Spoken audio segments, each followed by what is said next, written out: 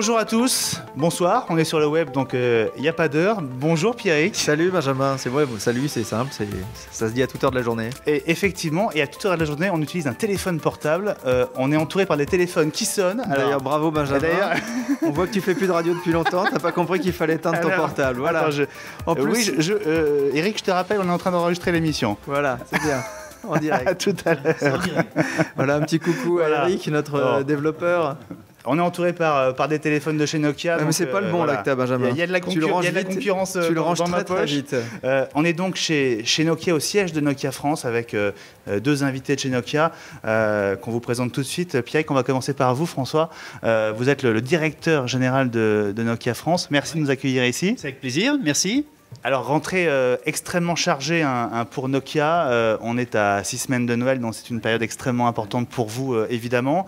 On va parler dans quelques instants avec notre deuxième invité ici, Xavier Desor. Bonjour Xavier. Bonjour. Vous êtes le directeur de la communication de Nokia. On va parler avec vous dans le détail des produits, des nouveaux téléphones que vous avez sortis il y a quelques jours, qui sortent. Plein de nouveautés annoncées début septembre et qui arrivent sur le marché pour les fêtes de Noël. On va découvrir votre mallette d'agent secret qui est juste derrière vous et qui est digne de James Bond. On va voir que dedans, vous avez à la fois des téléphones qu'on connaît déjà et puis des modèles qui sont peut-être un petit peu plus inattendus C'est la chance chez Nokia d'en avoir pour tous les goûts, parce que chez nous, il n'y a pas un seul design, un seul système qui sert à tout le monde. Moi, la première fois que j'ai rencontré Xavier, il y a quelques années, il avait déjà cette mallette, mais elle était beaucoup moins bien rangée. Là, bravo. Là, c'est vraiment... on sent elle vous sert très souvent. On va commencer, François, avec vous, puisque vous avez forcément très peu de temps, cette période très chargée. Nokia est dans une période, on a l'impression, de grandes mutations. Un changement de PDG, aussi une réorientation de votre stratégie au niveau des produits. Question toute bête, comment ça va ? Alors, Nokia aujourd'hui va bien. Alors, on a changé bien sûr de PDG il y a un mois, mais en termes de société, les résultats qu'on a annoncés en Q3 sont des résultats très positifs. Au niveau financier, la profitabilité de la société est très positive. Et la part de marché reste au niveau mondial, reste consolidée aux alentours de 35%. Et si on parle au niveau de la France, vous êtes toujours le numéro 1 mondial du téléphone mobile. On est le numéro 1 mondial avec 35% au niveau du téléphone mobile. Et ça depuis de nombreuses années. Donc oui, on est le leader mondial. Et au niveau de la France, on se porte plutôt bien puisque notre part de marché est en croissance depuis le début de l'année sur la France. Mais surtout, on vient de lancer nos nouveaux smartphones qui sont arrivés le mois dernier et qui commencent à être reçus par le marché. Et ça, c'est vraiment un point très important. Depuis un an, on avait un manque au niveau de produits smartphones, bien que notre part de marché en général reste stable et soit en croissance au niveau de la France, on avait un manque au niveau smartphone et là ils arrivent, le N8, le C7 arrive au niveau du marché français et c'est très positivement reçu. Ce qui est impressionnant, c'est ce chiffre de 35% de part de marché au niveau mondial. Vous êtes un peu moins en France aujourd'hui, mais quand on entend parler tout le temps de l'iPhone, Benjamin, tu me saoules avec l'iPhone, tu nous en parles tout le temps. On nous parle des nouveautés chez LG, des nouveautés chez Samsung, on nous parle d'Android, on nous parle des Windows Phone forcément qui arrivent. Comment est-ce que vous faites encore pour maintenir 35% de part de marché ? Est-ce que ce sont par exemple les pays émergents qui vous permettent de vous maintenir à ce niveau-là ? Alors, au niveau de la part de marché, quand on parle de Nokia, 35% au niveau mondial. iPhone, la part de marché volume, 3%. Donc 3% des téléphones au niveau mondial sont des iPhones. Donc en termes de volume, Nokia est beaucoup plus gros. Par contre, en termes de revenus, la valeur moyenne du produit en iPhone est supérieure à la valeur moyenne de nos produits puisqu'on a une gamme très large de produits. Donc il est vrai qu'en valeur, on est leader en valeur au niveau mondial, mais iPhone ou Apple est numéro 2 et numéro 3 en valeur du fait de la valeur moyenne des produits qu'ils vendent. Votre chance, c'est que dans les entreprises, les gens qui achètent, les directeurs d'achat sont un peu moins bling-bling que finalement le client particulier ? Non, au niveau de l'entreprise, notre part de marché au niveau de l'entreprise est plus forte qu'en général, qu'au niveau du consommateur, mais ça ne vient pas exactement de là. Donc pour nous, c'est le volume leader mondial. iPhone, bien sûr, nous gêne parce qu'ils prennent des clients qui dépensent beaucoup d'argent sur le téléphone, mais en volume, c'est relativement moindre. Et en plus, au niveau de la France, par exemple, ça fait 6 mois que la part de marché d'Apple en France en volume baisse. C'est pas l'impression qu'on a pourtant. quand on regarde GFK, ça fait exactement 6 mois que l'iPhone baisse en termes de volume, en part de marché au niveau de la France, et que Nokia regagne la part de marché. Alors bien sûr, maintenant, avec tous les produits que l'on a, N8, C7 qui arrivent, notre part de marché, non seulement volume, mais valeur, est en pleine croissance. Notre stratégie par rapport, quand on regarde par exemple un iPhone, ils font peu de volume au niveau mondial, et c'est un produit flagship.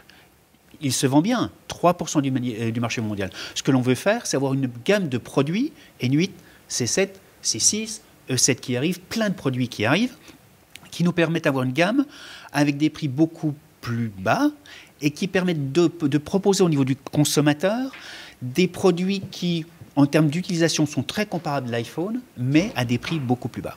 Mais vous êtes d'accord quand même qu'il y a eu... Alors, on va dire que vous sortez apparemment d'une période où on a un peu l'impression, vous l'expliquez, que vous vous reposiez sur vos lauriers, justement, sur ces 35-40% de part de marché. Et c'est peut-être aussi pour ça que vous avez changé de PDG, c'est qu'il fallait vraiment donner un coup de pied dans la fourmilière. Alors, on ne s'est pas reposé sur nos lauriers. On a vu le virage du smartphone, et qui est apparu sur le marché il y a 2 ans. Et ce virage du smartphone, c'est vrai qu'on ne l'a pas pris assez vite en termes de produits. Nos produits flagship N8, C7 arrivent maintenant. On aurait dû les avoir il y a 6 mois. Donc c'est vrai qu'on aurait dû avoir les produits avant. Par contre, la stratégie smartphone, on l'a commencé il y a 2 ans parce qu'on ne parle pas uniquement de produits. Il y a même beaucoup plus longtemps que ça. Que 2 ans. Vous avez quasiment eu le premier smartphone, si on remonte... le N-Gage, c'est ça vraiment, non, je crois que c'est même avant ça. Le N95, qui a été un produit, on a vendu le N95 à 1 200 000 exemplaires en France, ça a été un gros succès il y a 4 ans. Avec Spider-Man qu'on pouvait regarder dessus, je me souviens, je l'avais. C'était un succès faramineux qui était un smartphone. Mais quand je dis qu'on a notre stratégie smartphone, c'est pas uniquement au niveau du produit, mais au niveau des services aussi. Donc tout ce qui est store, Lovie Store, les services Lovie, on les a mis en place il y a 2 ans. Donc quand on parle de succès en termes de smartphone, c'est non seulement en termes de produits N8, C7, mais toutes les applications que l'on a, et pour donner des chiffres, par exemple, avec un N8, non seulement le consommateur achète le produit, mais les premiers retours que l'on a, c'est dans la première semaine où il a acheté le produit, un consommateur télécharge 10 à 15 applications. Payantes ou gratuites ? 80%, 90% sont des applications gratuites et 10, 20% sont payantes. Mais on voit que la consommation, que l'attrait du consommateur avec un produit d'Ultimate 8 sur la consommation d'applications est en accélération par rapport aux produits qu'on avait avant. Alors, énorme enjeu pour vous, ces smartphones. Le N8, donc, qui est sorti il y a quelques semaines, très très grosse campagne pour vous. On a donné un chiffre, je crois, au moment de la soirée que vous avez organisée, ouais. C'est 15 millions d'euros, je crois. 15 millions d'euros, oui, c'est une campagne marketing de l'ordre de 15 millions d'euros. Pour vendre combien de N8 ? Alors, je ne sais pas si on va donner les chiffres, on n'a pas le droit de communiquer les chiffres. Tout simplement, ce que je veux vous dire, c'est que le succès du produit, on a commencé à livrer le produit il y a 3 semaines. Et les produits commencent à descendre, donc on les a livrés aux opérateurs, aux distributeurs, et ils commencent à être présents en termes au niveau du retail, au niveau des magasins. Tout ce qu'il y a au niveau des magasins, ça part immédiatement. Donc tout ce qu'on arrive à livrer part immédiatement au niveau du consommateur. Vous avez lequel, vous, dans votre poche ? Ah, alors je ne peux pas vous le montrer. C'est un produit qui n'est encore pas annoncé.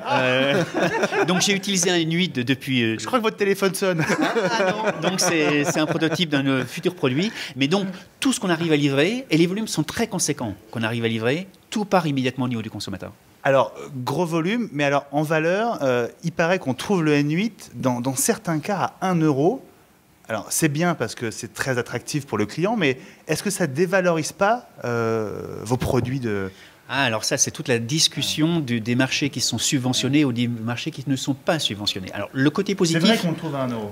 Aujourd'hui, on ne le trouve pas à 1 euro. Ouais. Aujourd'hui, le produit, on le trouve à 49 euros, ouais. Avec une offre de remboursement, mais le produit, au niveau des différents acteurs, est à 49 euros. Alors, maintenant, est-ce que c'est bien ou pas ?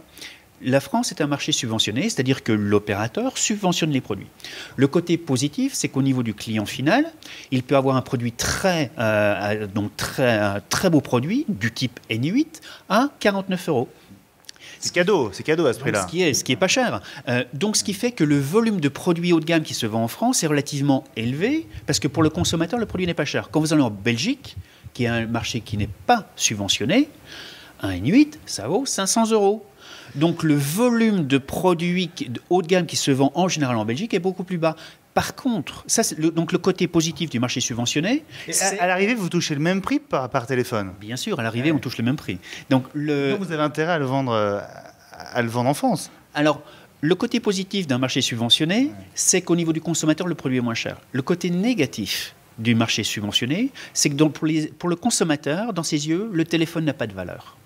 C'est-à-dire, le téléphone, ça vaut rien. Ça vaut 1 euro, 49 euros. Je le change tous les ans. Donc, le téléphone n'a vraiment pas de valeur. Donc, que je prenne celui-ci, c'est pas grave, puisque de toute manière, c'est un gadget. Donc, le côté négatif, c'est quand le produit n'a pas de prix, ça devient un gadget. Et l'importance de la marque est beaucoup moins importante que dans un pays où on paye le produit 400, 500 euros. François Bornébus, vous disiez que vous aviez un téléphone dans votre poche. On aimerait bien le voir. Moi, honnêtement, je peux le montrer. Allez. Voilà. Alors, on va le montrer. Alors, montrez-le bien à la caméra qui est en face de vous. Le téléphone que j'ai, donc c'est du type N8, mais maintenant avec... Un peu, voilà, c'est le téléphone, mais qui a... Donc, c'est le E7. La grosse différence, c'est que non seulement c'est un écran tactile, bien sûr, c'est un 4 pouces, c'est AMOLED, mais avec un clavier. Et moi, montrez-nous comment l'écran glisse, parce que je trouve que c'est très... pour tout vous dire, je l'avais vu il y a quelques minutes. Mais il est très, très, très, très beau en termes de design. Absolument, en termes de design, très, très joli, très fin. Remontez-le encore. Et la grosse différence, c'est que moi, j'utilise mon téléphone, bien sûr, pour téléphoner, mais je fais énormément d'emails, de SMS, de web, et avoir un clavier... Vraiment, un clavier AZERTY sur le téléphone est très important, plutôt que d'avoir un clavier tactile. Et donc, c'est pour ça que j'utilise ce produit qui est, même s'il n'est pas encore lancé, qu'il n'est pas complètement finalisé, c'est un produit extraordinaire. Quel délai avant de le voir arriver en magasin? On le verra en France en début d'année prochaine. Pas de délai, mais en Q1, on commencera à le voir en France. Ouais, ceux qui ont aimé le communicateur, on se souvient de votre téléphone à clavier, enfin qui était beaucoup plus qu'un téléphone déjà à l'époque. Absolument. Vont peut-être craquer pour celui-là. C'est le nouveau produit à clavier qui vient et qui va être un gros succès. Alors donc, on est à la limite du prototype encore, parce que la production n'a peut-être pas encore commencé. C'est un produit un peu vert, tu veux dire, c'est ça?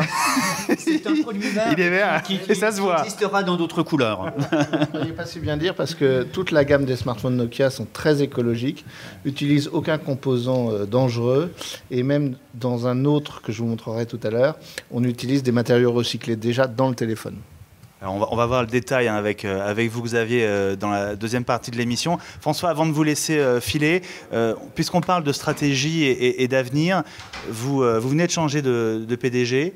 Est-ce que vous commencez déjà à sentir ce que ça va changer pour Nokia, ou est-ce que c'est un petit peu tôt? Non, c'est un peu trop tôt. Donc Stéphane est arrivé il y a un mois.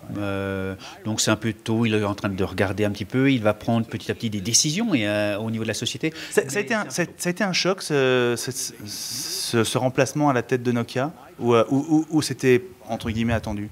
Non, ça n'a pas été vraiment un choc. Donc, ça avait, au niveau de Oli-Pekka, qui a fait un très bon boulot au niveau de la société, qui a changé la société, qui a donné cette orientation au niveau du smartphone. Stratégiquement, ça a été très très bien. Par contre, il y a eu des besoins d'exécution, où ces produits-là, on aurait dû les avoir un peu avant pour réagir au niveau du marché. Ce n'était pas vraiment une surprise. Et ce qui a été intéressant pour nous, c'est de voir que c'est la première fois qu'au niveau de Nokia, c'est un PDG qui n'est pas finlandais, donc un Nord-Américain, un Canadien qui prend le lead au niveau de la société. Donc ce qui est bien, parce qu'on est une société globale, mondiale, donc d'avoir un nom finlandais, c'est plutôt bien. Et aussi, on doit faire beaucoup mieux sur le marché nord-américain que Stéphane connaît très bien. Donc ça a été perçu au niveau de Nokia comme quelque chose de très positif, mais après un mois, c'est un peu trop tôt pour vous dire ce qui va changer. Mais il est clair, ce qui ne va pas changer, l'orientation de la société, qui est une société qui fabrique, comme l'a dit Xavier, une gamme très large de téléphones pour rencontrer tous les besoins du marché au niveau mondial. C'est-à-dire que les besoins en Afrique, les besoins en Inde, les besoins de l'Amérique latine sont différents par rapport aux besoins de France. Donc on continuera d'avoir une gamme de téléphones large pour répondre à tous les besoins du marché. Ça, c'est la première chose. La deuxième chose, une accélération de tout ce qu'on fait au niveau smartphone. Et c'est ce qu'on voit maintenant en termes de matérialisation sur le marché, au niveau N8, C7, et beaucoup de produits qui vont venir... C'est qu'un début. Et c'est qu'un début. Une dernière question, parce qu'on va parler avec Xavier tout à l'heure des systèmes d'exploitation et de Symbian, évidemment. Toutes les marques, toutes les grandes marques sortent là quasiment jour après jour, il y en a une par jour, une tablette. Est-ce que c'est un marché, un domaine sur lequel Nokia pourrait aller? Alors, c'est bien sûr un domaine qu'on est en train de regarder au niveau de la tablette. Rien à communiquer à ce niveau-là, mais c'est bien sûr quelque chose qu'on regarde. Oui. Merci beaucoup, François Bornébus. Merci de votre accueil. Merci d'être passé dans Génération Technologique. On vous laisse filer à vos rendez-vous.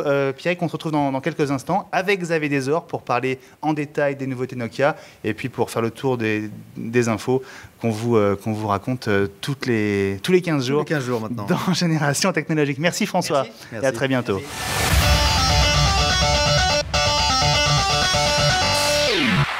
Voilà, suite de Génération Technologique, Pierrick. François Bornébus est parti à ses rendez-vous avec ses prototypes dans les poches.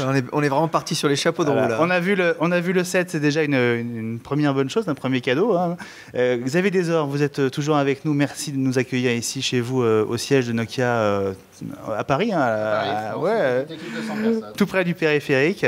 On va parler avec vous évidemment de toutes les nouveautés Nokia. Alors vous avez une mallette digne de James Bond là, qui est posée sur le fauteuil à côté de vous. Pierrick, dans quelques instants, on va évidemment avoir un invité exceptionnel dans l'émission. Oui, effectivement, il nous vient des États-Unis, de Las Vegas. Tu as entendu parler des experts? Un petit peu, les mon experts neveu, Las Vegas, les experts Manhattan, les experts Miami. Eh bien, c'est les experts Paris, puisque, eh bien, figurez-vous qu'Anthony Zwicker, le créateur des experts, était à Paris. Et je l'ai rencontré pour un livre absolument étonnant. Mais un livre? Un livre. Numérique? Oui, un livre. Ah, il n'est pas numérique, c'est un vrai livre. Mais il est un peu numérique, je t'expliquerai tout ça. Puis on va revenir en jeu vidéo aussi. Alors on va pas parler de Call of Duty parce que j'ai pas encore eu le temps de trop m'y plonger dedans. Il est sorti lundi soir à 22h. Lundi soir, on y était effectivement, en vidéo à voir sur technologique.fr. Mais on va parler de jeux PC, Benjamin. Oui, ça existe encore.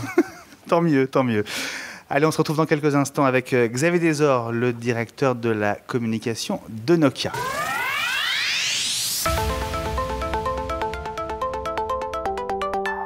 Pierrick, donc on en parle comme dans chaque émission, les petites infos, les rumeurs. On commence, Pierrick, par AOL qui embauche. Alors, ouais. Ça, c'est une surprise. Bah oui, mais pas la peine d'envoyer ton CV, Benjamin, sauf si tu es conseiller financier, puisque le groupe aurait en effet embauché des experts, ces types d'experts, pour l'aider à évaluer diverses options stratégiques, dont un rapprochement avec Yahoo. Ah oui, c'est une rumeur, c'est ce que croit savoir le Wall Street Journal, mais la rumeur a quand même fait grimper l'action de près de 5% dans la nuit de lundi à mardi.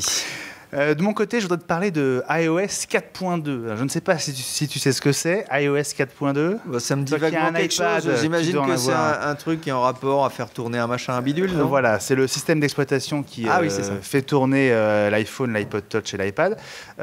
Tu sais, Pierrick, que depuis la sortie de l'iPad, la tablette a une génération de retard au niveau du système d'exploitation par rapport à l'iPhone et à l'iPod Touch. On est à quelques heures de la sortie de cette version 4.2 qui va être la première version du système qui tourne sur tous les appareils mobiles d'Apple. Y compris les iPads. Donc. Y compris les iPads. Alors la principale nouveauté pour ceux qui ont un iPad comme toi, ça va être l'arrivée du multitâche. Donc on pourra faire tourner en même temps plusieurs applis, ce qui peut être très pratique. Et puis, de manière très concrète, par exemple, on pourra regrouper ces applis dans des dossiers. Tu es peut-être de ceux qui ont un écran un petit peu encombré, un springboard un petit peu encombré. Certes. Et tu ne sais plus comment trouver les icônes des applications que tu ajoutes. Voilà, donc... Surtout que la première page, c'est les applications pour les enfants. Voilà. Et les suivantes aussi, généralement. Donc voilà, iOS 4.2, arrivée vraiment imminente, c'est une question d'heure. Ce sera peut-être déjà le cas quand vous verrez cette émission. Allez, et puis Michael Jackson, grande question. Est-il vraiment mort, Pierrick? Bah écoute, à moins qu'il ne soit en train de préparer un duo avec Elvis, la réponse est oui. Mais la grande question est de savoir si c'est bien sa voix sur sa chanson posthume Breaking News.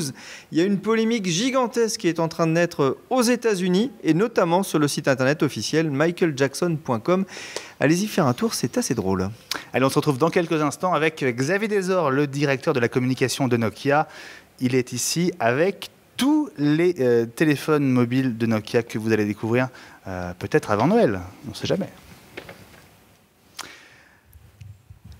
Voilà, suite de Génération Technologique, Pierrick, ici au siège de Nokia, avec Xavier Desor, le directeur de la communication du fabricant de téléphones mobiles, donc numéro 1 mondial. Nokia en pleine renaissance, on va dire, avec cette gamme de smartphones, nouvelle gamme qui a commencé à arriver. Xavier, on va commencer peut-être par présenter votre superstar de l'automne, le N8, dont on a dit quelques mots déjà avec François il y a quelques instants. Qu'est-ce qui fait que le N8 est pour vous le produit le plus important de cette rentrée 2010 ? Alors, le Nokia N8 est arrivé en octobre dans les magasins français. Il est avec le nouveau Symbian, le nouvel operating system, le nouvel système d'exploitation en français. C'est bien le truc qui fait marcher le bidule. Le truc qui permet de rendre votre téléphone de plus en plus smart, de plus en plus compétitif, de plus en plus multimédia. Aujourd'hui, mes images, mes photos sont totalement gérées dans mon mobile de manière fluide et constructive. Ensuite, j'ai une navigation GPS totalement ouverte. Et en fait, cet système d'exploitation permet de gérer très intelligemment le processeur qui est à l'intérieur de ce smartphone, qui est un véritable ordinateur portable que j'ai dans la poche tout le temps. Alors, qu'est-ce que le N8 a de différent par rapport à la génération d'avant, on va dire ? Par rapport à la génération d'avant, donc de plus en plus multimédia, c'est la première fois qu'on met un capteur 12 mégapixels dans un téléphone mobile. Il a aussi une connectique HDMI. Alors, c'est un petit jargon, mais vous, les geeks, vous connaissez par cœur. Il n'y a pas que des geeks qui ça regardent. Ça permet de regarder les vidéos sur la télé en HD. Voilà. Et on va dire que c'est la Péritel haute définition, on va dire. Péritel haute définition, tout à fait, et qui me permet aussi de récupérer le son en Dolby 5.1. Donc, c'est le premier mobile qui utilise la technologie Dolby et qui permet de restituer les effets droite-gauche, woofer, subwoofer que l'on a généralement. Ça coûte combien à fabriquer un appareil comme ça ? Avec toute cette technologie à l'intérieur, tous ces bidules et ces machins. Le seul prix que je peux vous donner aujourd'hui, c'est aux environs de 500 € TTC dans une boutique. Ça, c'est le prix de vente sans contrat opérateur. Je ne pourrais pas vous le donner le prix sortie usine, mais aujourd'hui, il faut savoir que les composants sont de plus en plus sophistiqués, coûtent de moins en moins cher. Dans ce téléphone mobile, dans ce smartphone, on a 9 radios différentes qui ont été intégrées. C'est-à-dire 9 radios ? C'est-à-dire qu'il est pentabande, donc 5 bandes, vous pouvez l'utiliser partout où vous voulez dans le monde en matière de GSM, GPRS, Edge, UMTS. Donc ça, c'est beaucoup de jargon technique en matière de radio. Mais il est aussi Bluetooth, il est récepteur FM, il est émetteur FM. Comment ? Émetteur FM, quel intérêt ?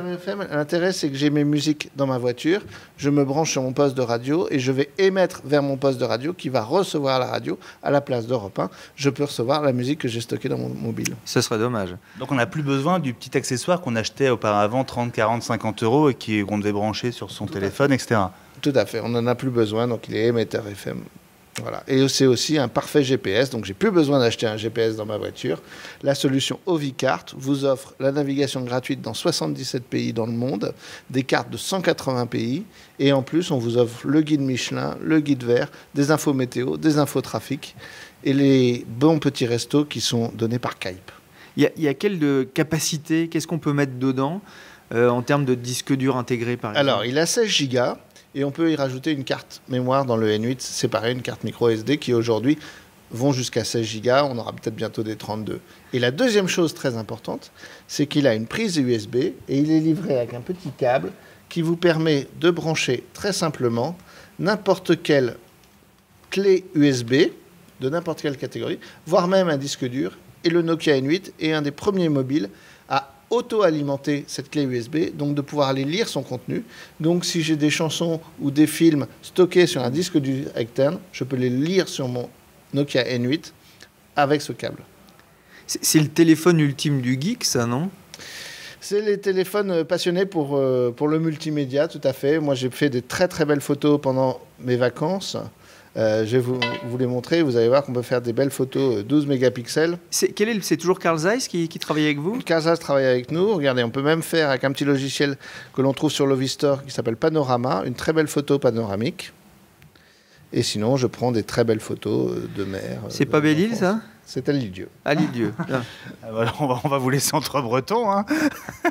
Ce qui m'a impressionné, comme vous me l'avez montré, Xavier aussi, c'est la rapidité avec laquelle on pouvait faire défiler. Montrez-nous les pochettes d'albums. Alors, les pochettes d'albums. Alors, ça va peut-être vous faire un petit peu penser à iTunes, mais la vitesse à laquelle vous les faites passer, c'est impressionnant. Tout à fait. L'alliance de notre processeur et de la carte graphique de ce mobile permettent d'afficher à toute vitesse les pochettes des albums et d'aller très facilement lancer un titre. Bon, là, j'ai choisi Johnny au hasard. Et vous pouvez vous rendre compte de la qualité sonore du portable.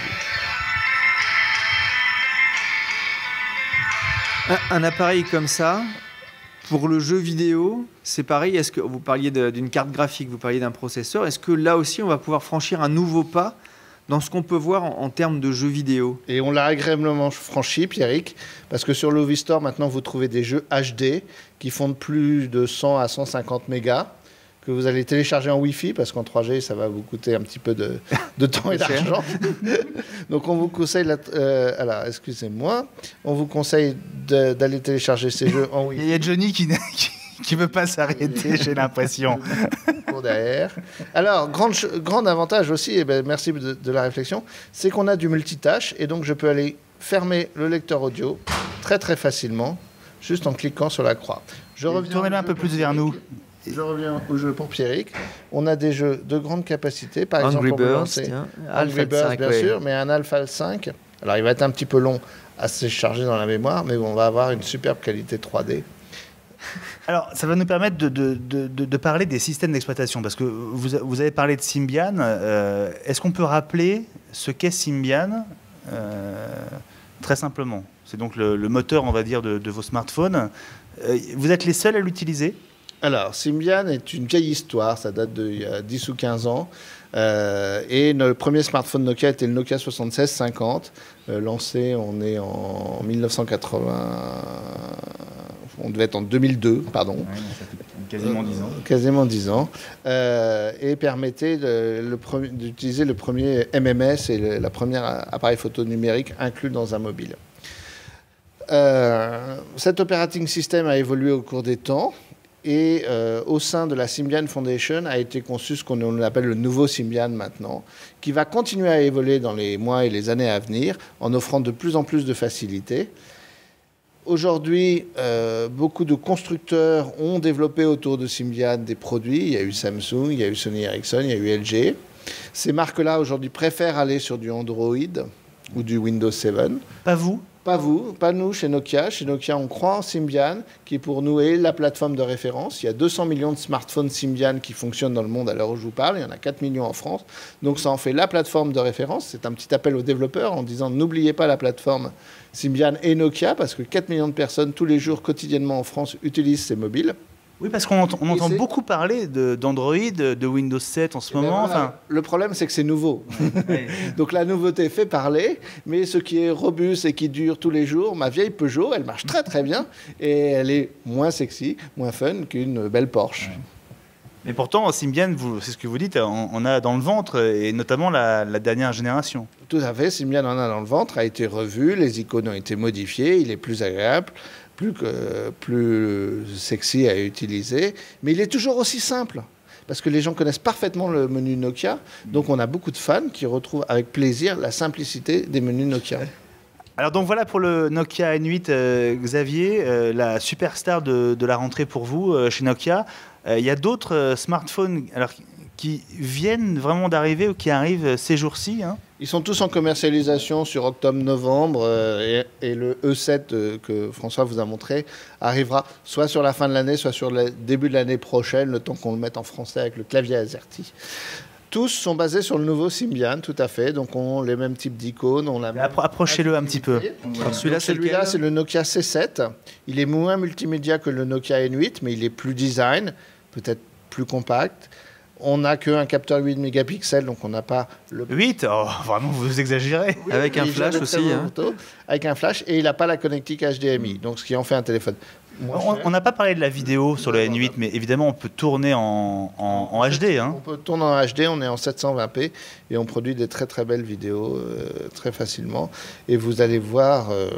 je sens que vous allez nous montrer une vidéo sur le N8. Vous allez voir juste une petite tactique marketing que va utiliser Nokia. En fait, on va être associé au film Tron, lancé par Disney entre la fin de l'année aux US et en début d'année prochaine en France. Donc vous avez la possibilité de regarder un petit trailer de Tron. Et alors, toujours la carte graphique est ultra puissante. Je peux glisser à la moitié de mon film sans aucun problème. Et la dernière petite chose, c'est que ce mobile a un lecteur multimédia très puissant et qui sait lire la plupart des DivX.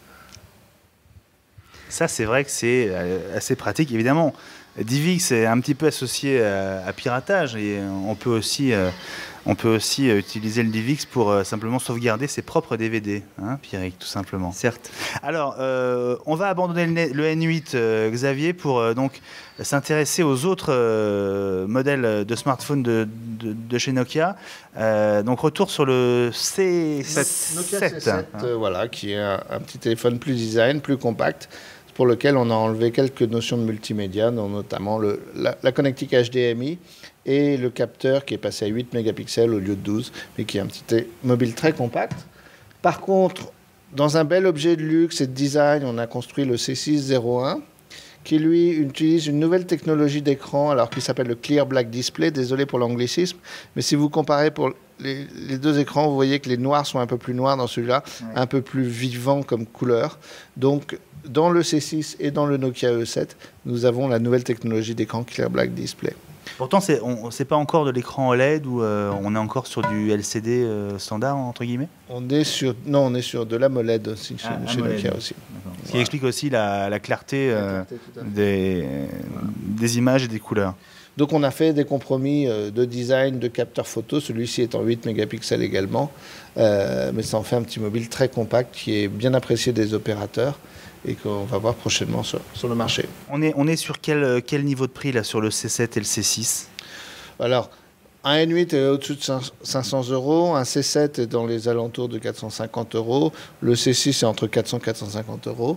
Par contre, le Nokia E7, qui est celui que vous montrez François, et le haut de gamme, et le Road Warrior, lui, il est à plus de 700 € dans sa version sans subvention opérateur.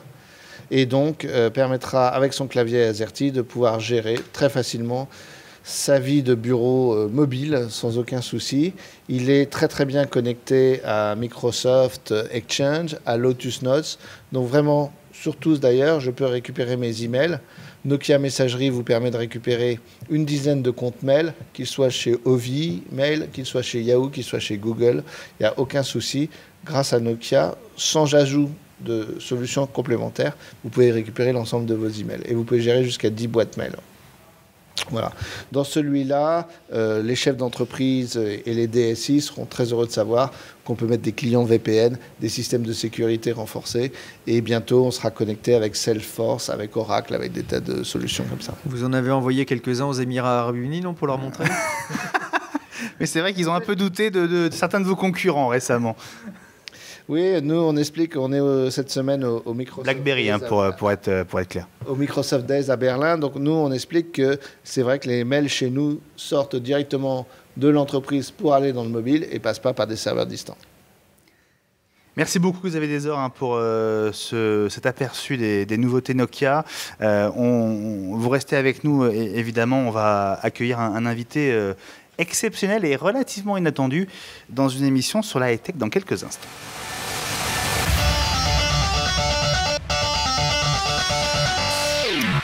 Pierrick, oui, Benjamin. C'est vraiment l'émission des experts aujourd'hui. Et oui, tu es un expert avisé, Benjamin. Très modestement. Xavier aussi, expert en téléphone avec sa mallette à trimballer partout. Mais moi, j'ai rencontré le créateur des experts, c'est Anthony Zwicker. Si vous regardez la télévision le dimanche soir sur la Une, le mardi soir sur la Une, le jeudi soir sur la Une, vous devez connaître son nom. Il apparaît dans le générique. Anthony Zwicker, c'est tout simplement le créateur des experts. Alors, il n'a rien à voir avec Valérie.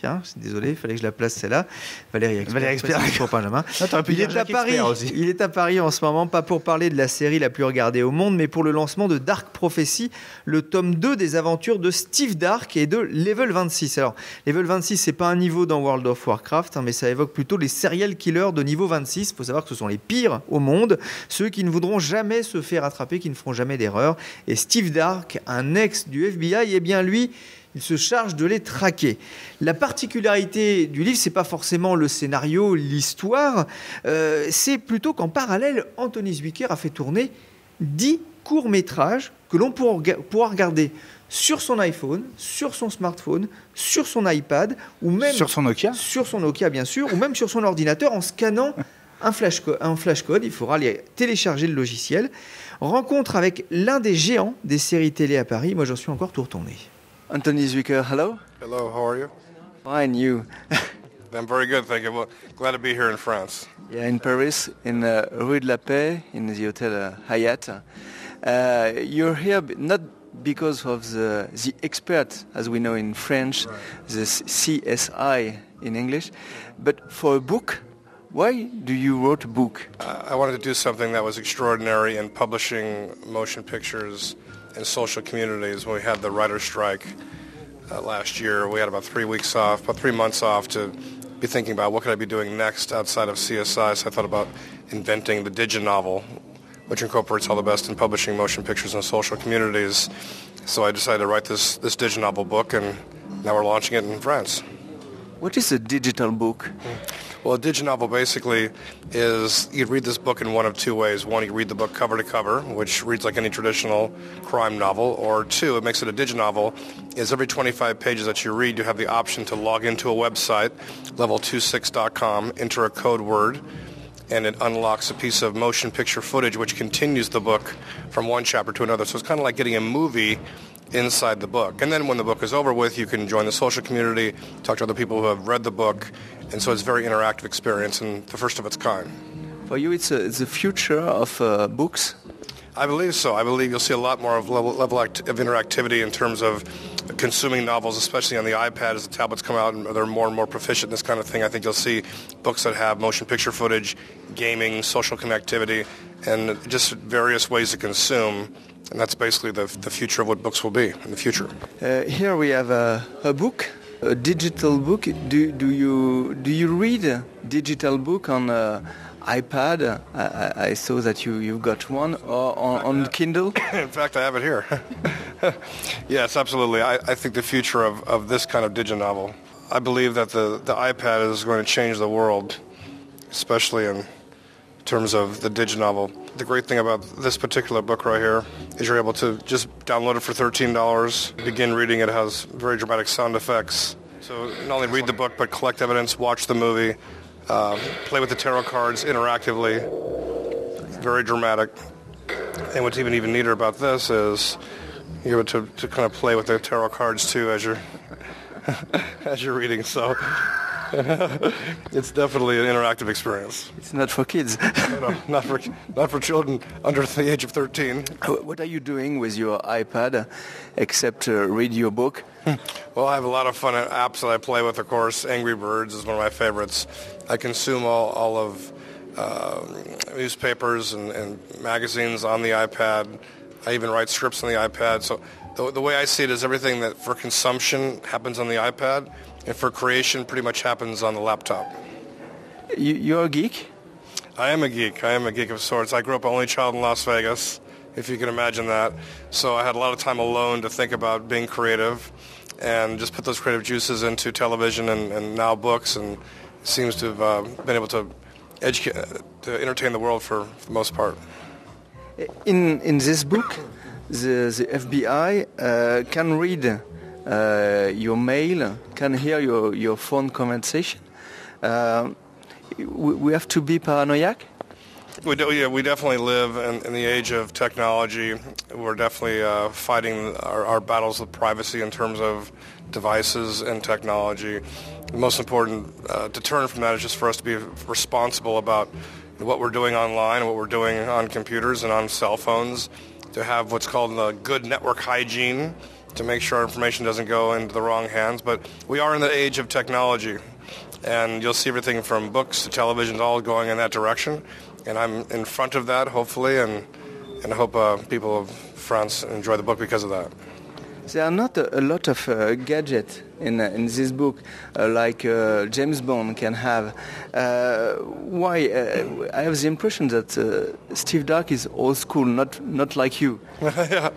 Well, Steve Dark is very grounded. He's a very grounded investigator. You know, there are 25 levels of evil on the evil scale in terms of how we measure serial killers. So Steve Dark, he knows how to go to the dark side psychologically, which is how he catches his killers. So you're right. It isn't a lot of gadgets or gimmickry. We feel the character is well born because he's grounded, smart, intelligent, and can be in the mind of the killer, and that makes for a good protagonist. So next level 26 in 1 year? Yes, next November we're doing Dark Revelations, which is the third book. which will be kind of apropos of the movie Inception. I think you'll like that. But for now, Dark Prophecy is the second book in the series, and it's something brand new. And if you enjoy CSI and the visual style of what CSI is, I think you'll enjoy the book. It can be a movie. Absolutely. In fact, there is a 1-hour movie inside the book that could be in the theaters. And for the movie, inside the book, when you go to the internet, we can see some actors, well known, like Michael Ironside. Yes, exactly. So I've worked with a lot of these actors in motion pictures and television, and asked them to come join the project. Like you said, Michael Ironside, Justine Bateman is the lead for this particular episode. Last book we had Bill Duke.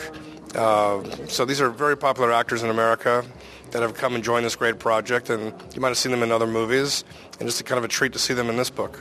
Thank you. Thank you very much.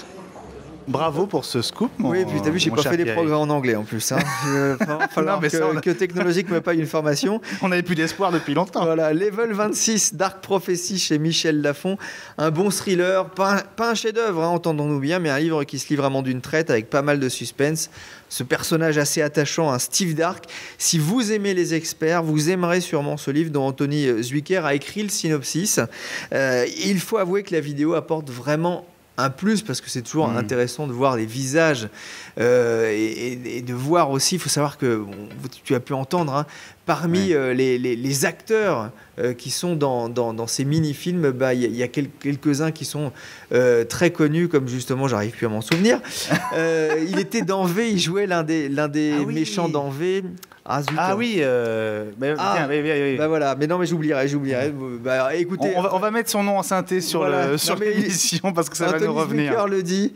Voilà, ça sera la bourde de la bourde de l'émission. Allez, pour moi. Voilà. Et donc il faut avouer que la vidéo apporte quand même un plus. Au passage, il faut savoir que le premier tome, ça c'est le tome 2, le premier tome ressortira en janvier en format de poche, et le troisième est prévu pour novembre 2011.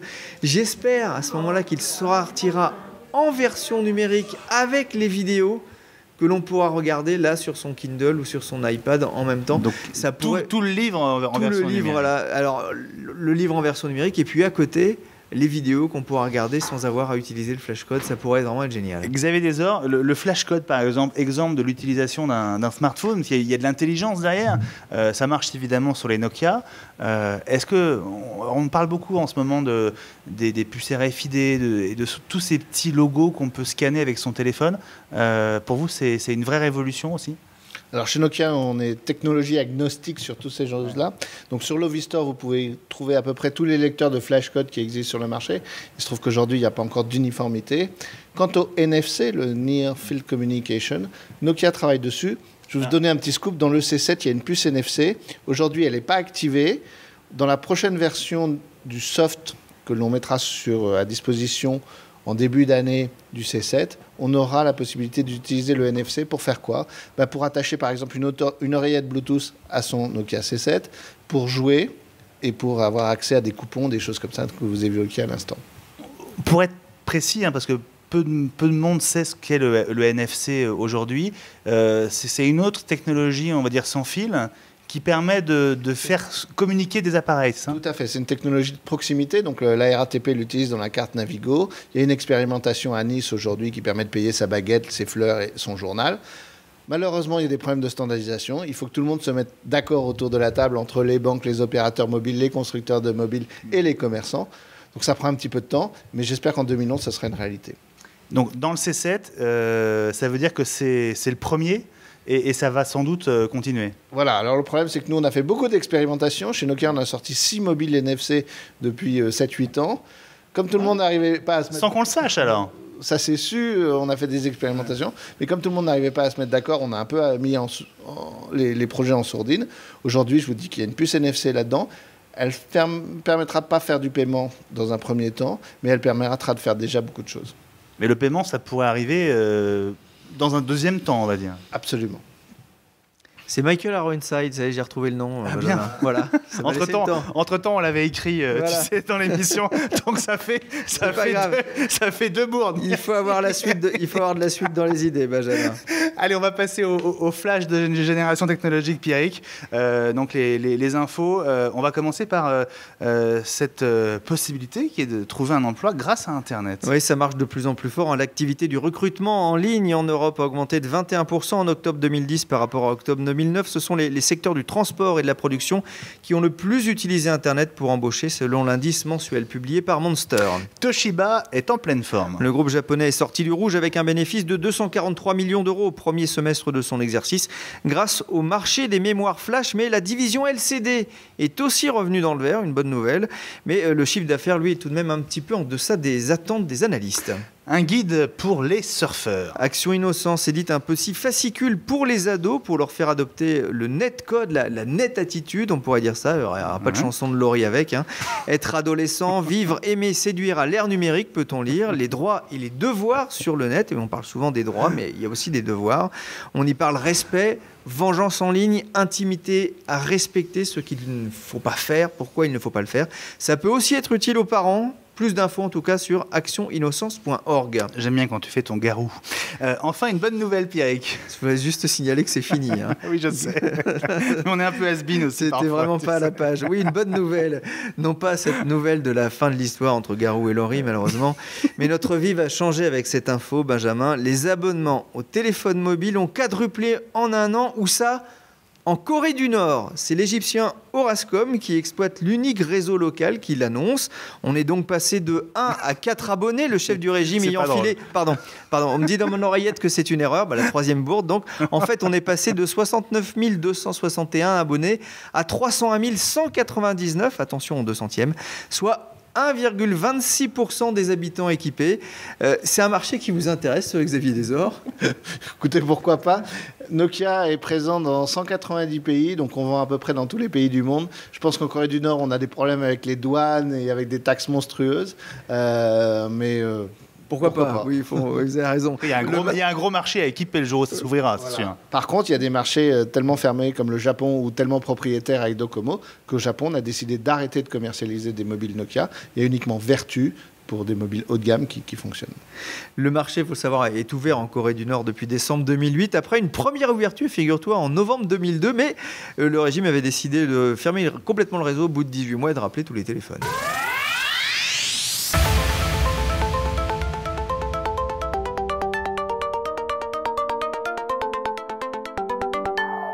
On est toujours ici au siège de Nokia France avec Xavier Desor, le directeur de la communication de Nokia, et il n'arrête pas de jouer avec ses smartphones entre chaque morceau de l'émission. Xavier, on va passer à l'actu des jeux vidéo avec Pierrick. Est-ce que vous jouez à quoi ? Est-ce que vous jouez sur vos téléphones ou est-ce que vous jouez plutôt sur console ? Je joue plutôt sur le téléphone parce que dans une salle d'attente, dès qu'on attend un journaliste, de temps en temps, on a le temps de jouer un petit peu. Donc souvent Asphalt 5 pour moi, pour m'amuser, parce qu'il est très beau et il fonctionne très très bien. Le jeu de course de Gameloft. Le jeu de course de Gameloft, il fonctionne très très bien sur mon Nokia N8. Et sinon, mes enfants m'ont expliqué Angry Birds.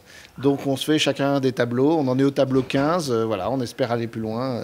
Et ce qui va être génial, j'ai appris, c'est qu'on allait pouvoir acheter l'aigle magique dans l'application qui permet de dégommer l'ensemble des petits oiseaux et ensuite de passer au tableau 16. Ça va être génial.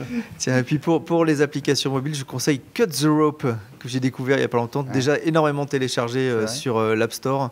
Là, il faut nourrir plutôt une espèce de petit monstre vert en lui donnant des bonbons, mais c'est super drôle et super bien fait. Je pense qu'on le verra très bientôt aussi sur Hobby-Store. Allez, on passe à l'actu des jeux vidéo, Pierrick. Alors, par quoi on commence ? D'abord, tu vas poser ton micro. Oui. Tu vas aller faire un petit tour, là, boire un verre d'eau. Tiens, tu ne vas pas nous chercher une bière ? Xavier, vous prenez quoi ? Non ? Ah bah attendez, la bière. Voilà. Oui, c'est vrai. Oui, Benji, on va parler de jeux PC, donc tu peux sortir. Ah bon, d'accord. J'ai une bonne nouvelle, Benjamin, c'est que le PC n'est pas mort. Oui, même en attendant la sortie en décembre de la prochaine extension de World of Warcraft. Bref, le jeu PC, non, justement, le jeu PC bouge encore avec d'abord la sortie de Civilization 5. Moi, j'en ai usé des claviers il y a quelques années avec cette série. Et si vous n'y avez pas touché depuis Civilization 3, par exemple, vous risquez d'être un petit peu dépaysé. D'abord parce que c'est beaucoup plus beau. Les cartes sont divisées là en grosses cases hexagonales, mais on se retrouve avec des reliefs. On a l'impression d'avoir un jeu presque en 3D, avec ces villes.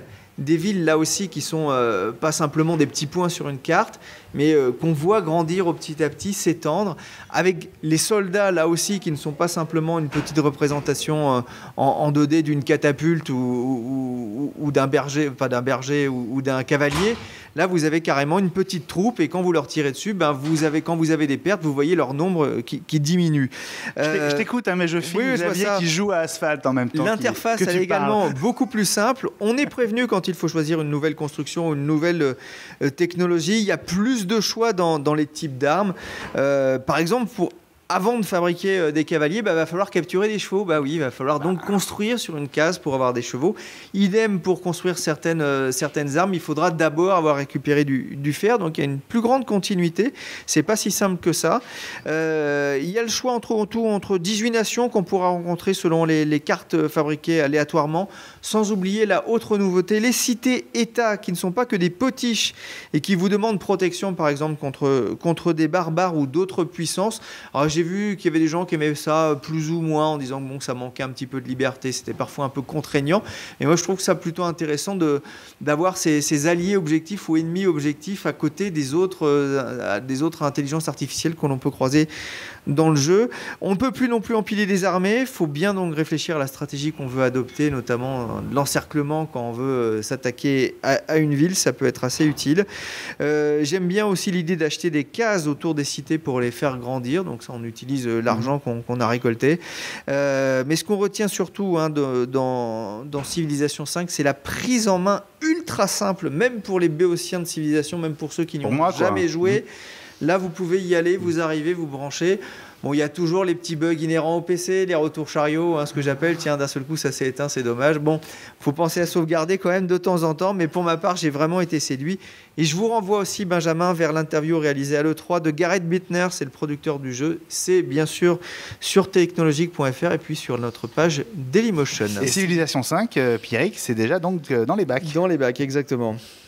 Tu construis aussi des cités. Oui, je suis le grand architecte du monde. Voilà, je suis passé à un truc beaucoup moins guerrier, le Haussmann des temps modernes, c'est moi.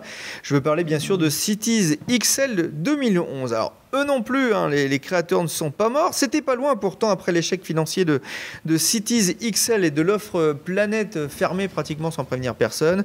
Mais Focus a repris le flambeau pour le plus grand plaisir des fans de City Builder. Il y a 700 bâtiments et structures. On retrouve globalement ce qu'on avait dans Cities XL 2010. 47 types de cartes constructibles. Moi, j'ai commencé avec une carte avec un volcan au milieu du volcan, du cratère. Il y avait un lac au milieu. Je précise que le volcan est éteint, Benjamin. Merci. Pas déconner non plus. C'était vraiment étonnant. Il fallait bien positionner les industries lourdes, pas trop les mettre en bas parce que sinon, ça allait polluer tout le monde. Vous allez vous retrouver comme à Los Angeles. Ou à Mexico. Voilà, ou à Mexico. Il faut bien sûr penser dès le départ au réseau routier parce que très vite, une fois que la ville se construit, une fois qu'elle s'étend, vous vous retrouvez avec une véritable congestion, des bouchons partout. Heureusement, il y a la possibilité de construire des réseaux de bus ou voir, si vous êtes fortuné, des réseaux de métro. Graphiquement, vraiment, c'est superbe. On voit la ville qui grandit. Au fur et à mesure, au début, on commence avec des petites maisons, et puis après avec des petits immeubles, puis ensuite, vous avez carrément les grandes tours. Vous les voyez pousser, c'est vraiment magnifique. Moi, j'ai refait la Côte d'Azur, par exemple. Alors, j'ai mis les palaces au bord de la mer. Ah oui, je suis désolé. Et vous pouvez, si vous voulez, essayer de refaire Paris, New York, Rio aussi, avec des cartes spéciales qui ont été fabriquées. Il faut savoir T'as pas la Corée du Nord? Non, j'ai pas la Corée du Nord. Mais enfin, si tu prends un désert, je pense, avec des grandes avenues, tu fais que des avenues comme ça, carrées, des grandes avenues pour que les chars puissent passer, c'est très bien. C'est ça, voilà. On va avoir vraiment des problèmes. Amis coréens du Nord, si tu nous expliques, sans rancune, si tu nous écoutes. L'offre Planète, il faut savoir, elle n'existe plus, mais on peut relier sa ville à une mégalopole avec laquelle échanger ses ressources. Ça, c'est vraiment indispensable si vous voulez espérer sortir la ville de la spirale de la dette, parce que ça peut venir assez vite, et vous pouvez vous retrouver étranglé. Mais ce qui est intéressant, c'est que vous pouvez aussi relier toutes les villes que vous avez créées, y compris les villes que vous aviez créées dans Cities XL 2010. À ce propos d'ailleurs, je tiens à signaler, parce que c'est vrai que les gens qui avaient acheté Cities XL 10 en pensant qu'ils allaient pouvoir échanger, communiquer avec des gens du monde entier, il y avait quand même beaucoup de déceptions. C'est 50% de réduction si vous achetez Cities XL 2011, si vous avez déjà 2010. C'est un bel effort, moi je trouve que c'est plutôt bien à signaler pour un jeu qui va vous des heures et des heures en solo, vraiment de belles villes à construire. Moi, j'étais vraiment énervé après le coup de Cities XL 2010, surtout que j'ai essayé de les avoir pour qu'ils expliquent et ils n'ont jamais répondu. Là, je suis vraiment comblé par cette nouvelle édition. J'y ai passé beaucoup de temps. Et tiens, je crois que pour vraiment, je vais retourner d'ailleurs agrandir ma mairie du coup et je vais mettre des statues de Staline.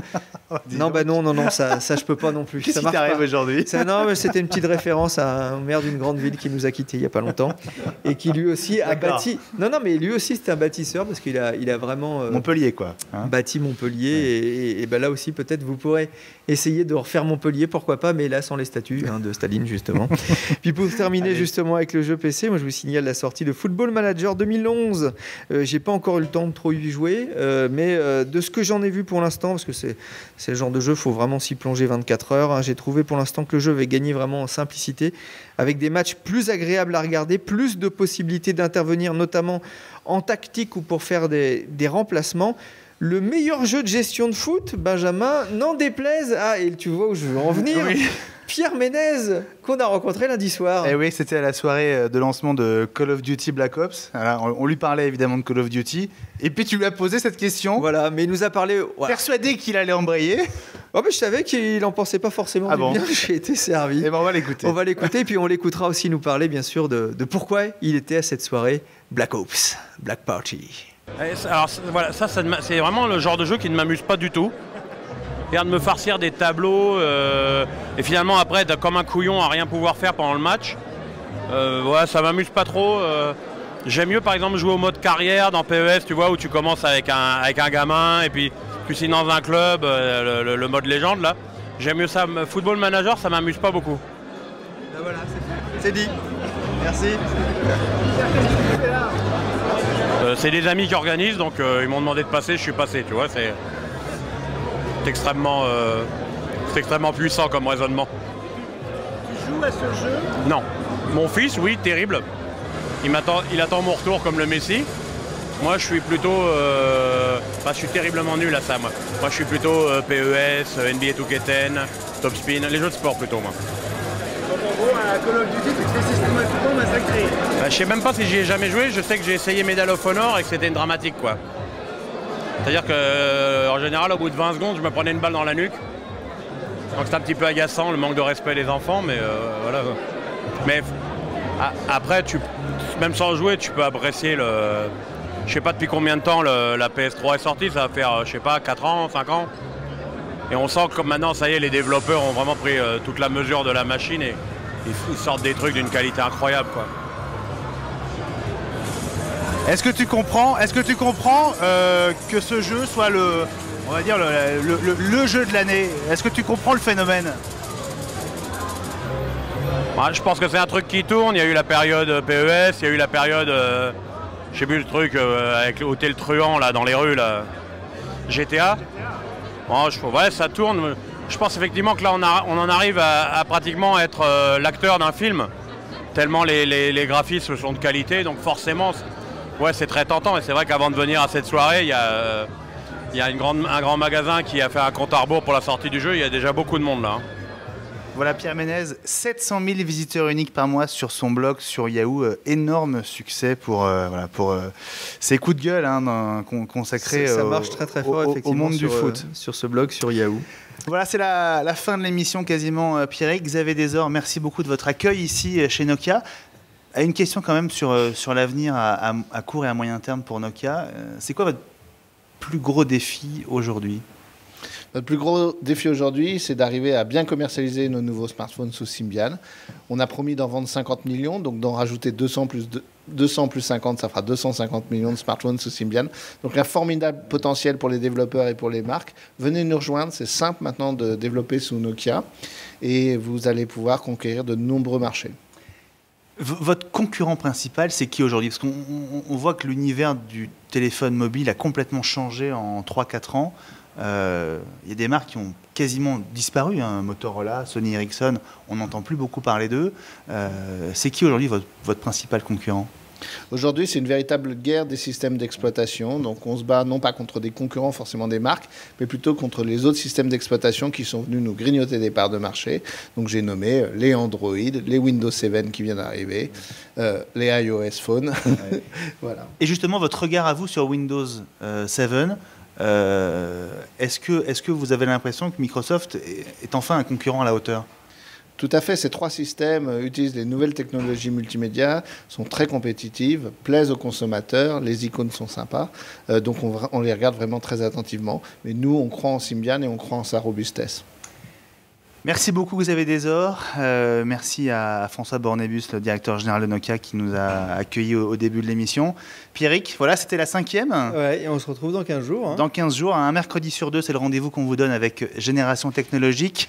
N'oubliez pas aussi le site technologique.fr pour les infos en temps réel et puis des surprises à venir dans les jours et les semaines qui viennent. On vous en dira plus le moment venu. Merci beaucoup, bonne journée. Et à bientôt. 15 jours.